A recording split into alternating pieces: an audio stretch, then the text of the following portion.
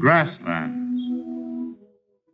A treeless, wind-swept continent of grass, stretching from the broad Texas panhandle up through the mountain reaches of Montana to the Canadian border. A country of high winds and sun. High winds and sun. Without river, without stream, with little rain.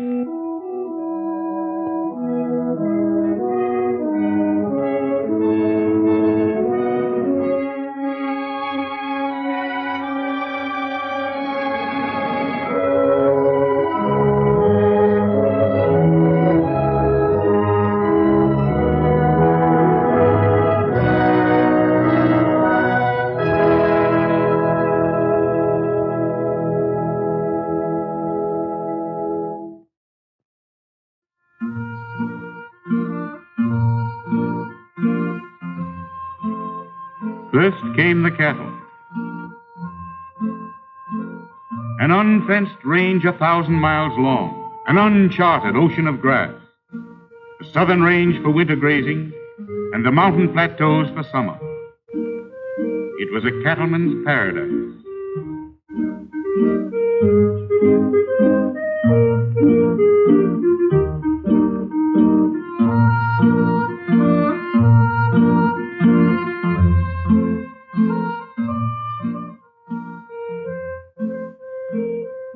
Up from the Rio Grande, in from the rolling prairies, down clear from the eastern highlands, the cattle rolled into the old buffalo range.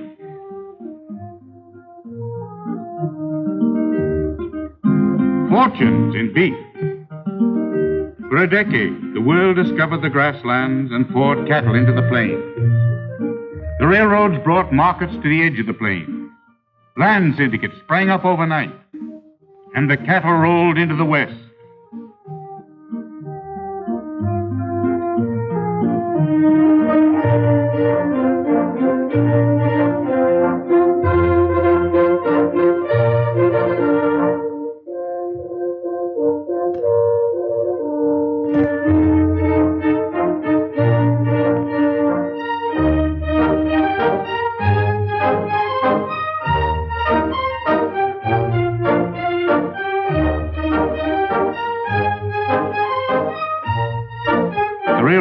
The world into the plains.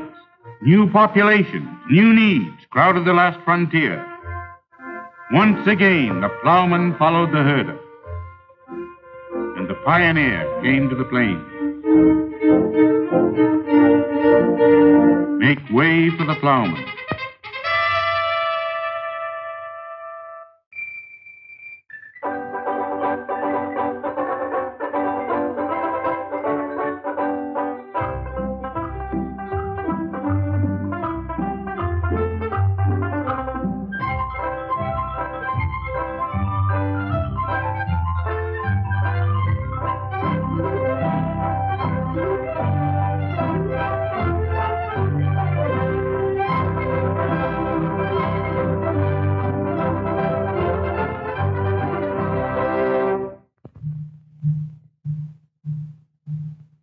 The first fence.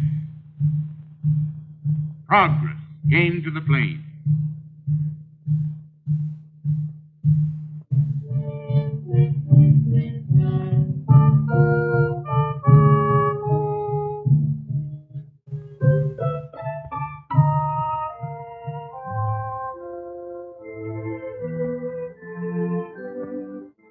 High winds and sun. High winds and sun. A country without rivers and with little rain. Settler, plow at your peril.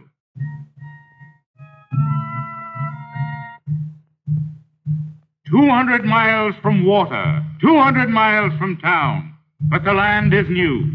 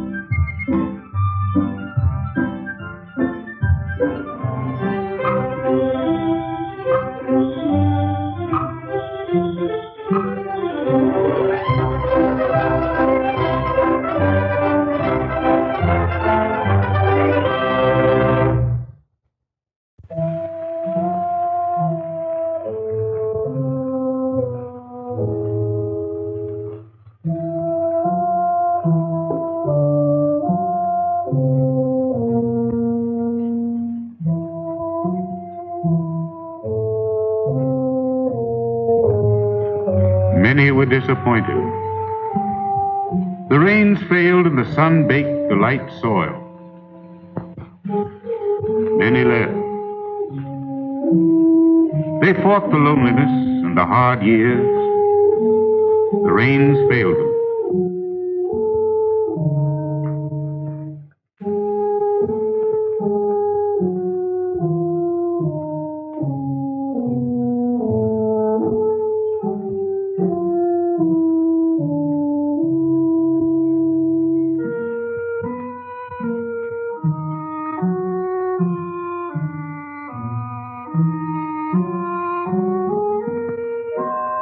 Many were disappointed.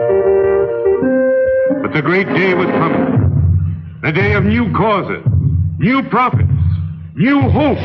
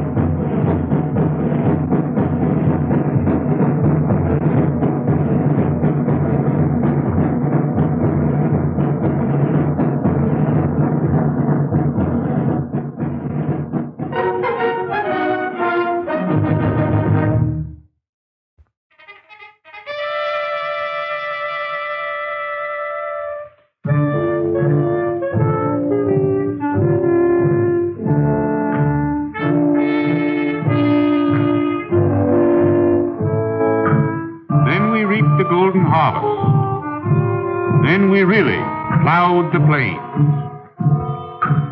We turned under millions of new acres for war wheat. We had the manpower. We invented new machinery. The world was our market.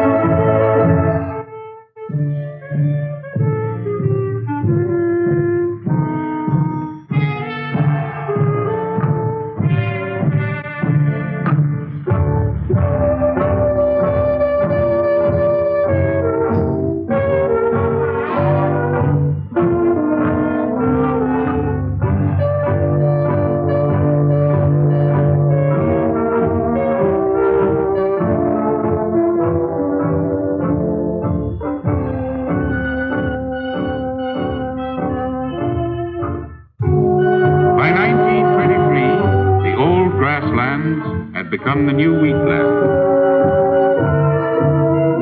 100 million acres, 200 million acres, more wheat.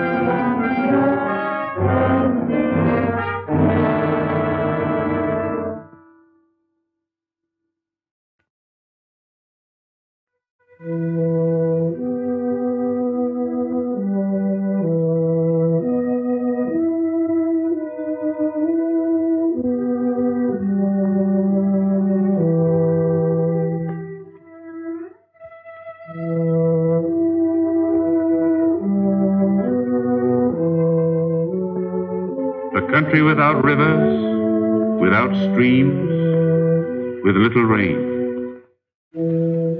Once again, the rains held off and the sun baked the earth.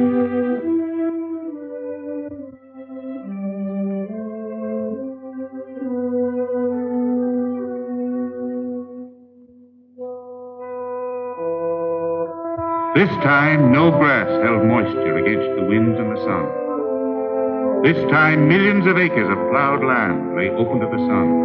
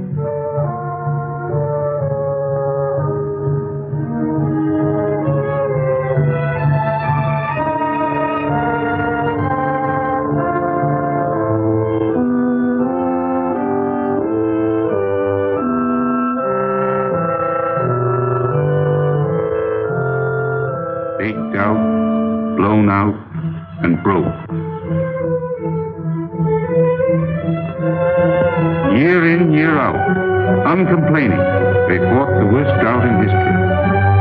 Their stock choked to death on the barren land. Their homes were nightmares of swirling dust, night and day. Many went ahead of them, but many stayed until stock, machinery, homes, credit, food, and even hope were gone.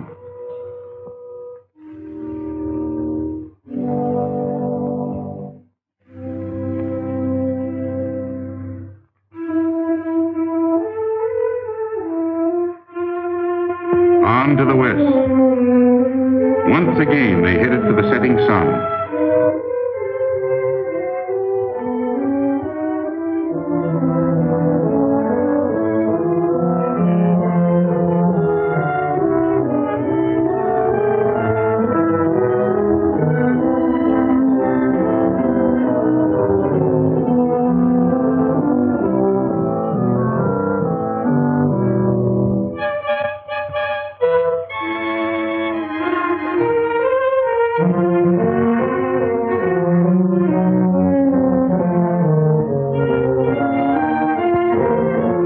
Once again, they headed west. Last year, in every summer month, 30,000 people left the Great Plains and hit the highways for the Pacific coast, the last border.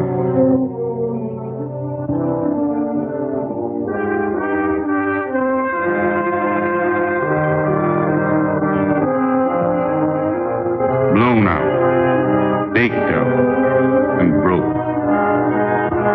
Nothing to stay for, nothing to hope for. Homeless, penniless, and bewildered, they joined the great army of the highway. No place to go, and no place to stop. Nothing to eat, nothing to do. Their homes on four wheels, their work a desperate gamble for a day's labor in the fields along the highway. The price of a sack of beans or a tank of gas. All they ask is a chance to start over, and a chance for their children to eat, to have medical care, to have homes again. 50,000 a month. The sun and winds wrote the most tragic chapter in American agriculture.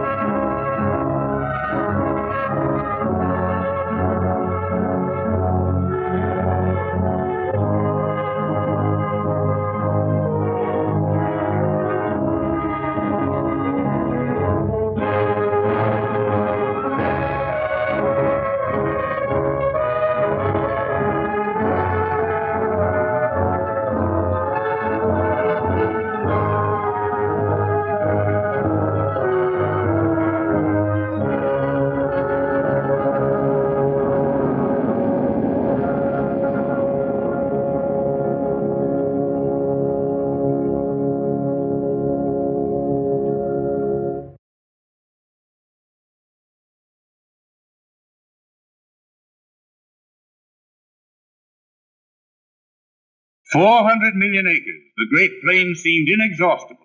Yet in 50 years, we turned a part of it into a dust bowl. We put too many cattle and sheep in it. We granted homesteads of rangeland that never should have been plowed.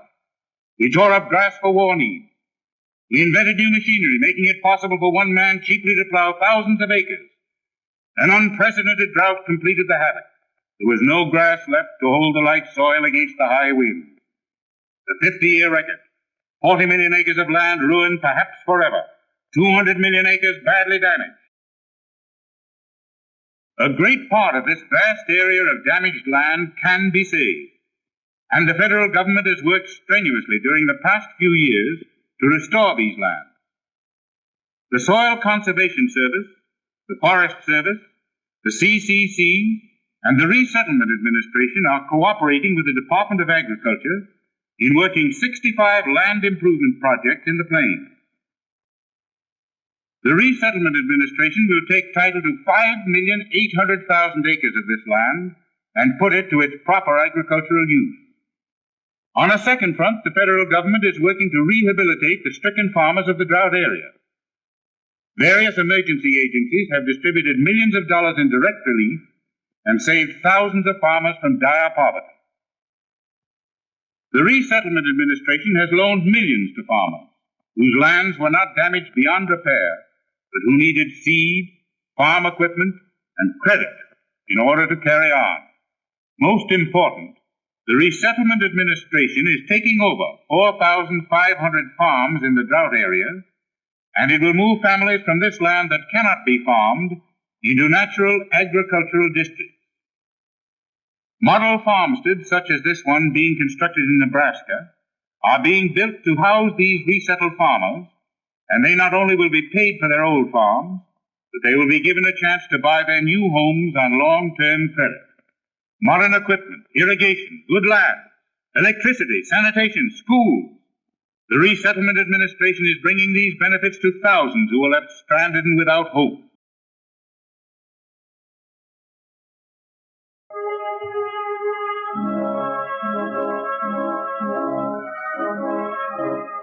But the winds still blow and the sun still bakes the land. We must practice control and conservation if we are to save the rest of the grass. The rains will come again, the plow will dig again.